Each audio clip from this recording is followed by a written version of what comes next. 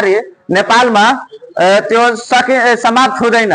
यो बेरोजगारी समाप्त गर्नलाई हाम्रो संपूर्ण जनता को संपूर्ण प्राइवेट हॉस्पिटल प्राइवेट संस्थाहरूले पनि यसको जिम्मेवारी बुझिदिनु पर्छ। बेरोजगारी खत्म गर्नलाई नेपालको जुन स्केलहरू छन् त्यो स्केल चाहिँ संपूर्ण संस्थापकले प्राइवेट संस्थापकले दिनु पर्यो। त्यसले के हुन्छ कि हाम्रै देशमा रोजगार पाउँछ र बेरोजगारी पनि खत्म हुन्छ। किनभने हामी स्वास्थ्यकर्मी हॉस्पिटल में चाहे त्यही सरकारी हॉस्पिटल भन्दा 10 गुना माथि रेटहरू छन्, बेड चार्जको सबै सम्पूर्ण रेटहरू छन्। तर इन्कम त्यति भएर पनि हामी स्वास्थ्यकर्मीलाई किन दिन हुन्न संस्थापकहरूले। तर इन्कम यो पेशेन्टहरूको चाहिँ लुटतन्त्र त्यति नै छ।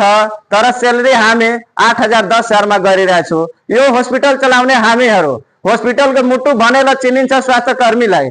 हाम्रो बलमा संस्थापकहरू अनि डाक्टरज्यूहरू रातभरि चैनको निंद लिनुहुन्छ, रातभरि 24 घण्टा खट्ने हामीहरू हैन। त्यसपछि पेशेन्टको साथमा रात दिन खाना खाने पानी पिउने हामीहरू, रात दिन केयर गर्ने इलाज गर्ने हामीहरू। अनि हाम्रै सेलेरी कम किन हुने?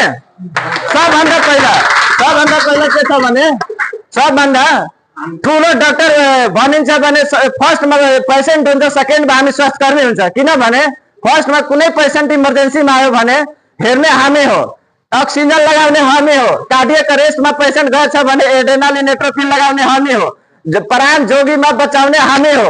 अनि हाम्रै सेलेरी कम किन? हाम्रै माथि श्रम शोषण किन? हाम्रो दमन किन?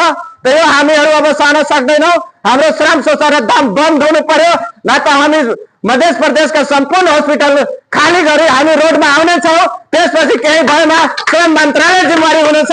जब हाम्रो मन्त्रालयबाट सूचना अहिलेसम्म 2 पटक जारी भइसकेको छ, तर अहिलेसम्म नेपाल संस्थापकहरूले निजी अस्पतालमा कार्यान्वयन गर्नु भएको छैन। यस्तो किन? हामी अब सहन सक्दैनौँ। हाम्रो माग पूरा हुनु पर्यो।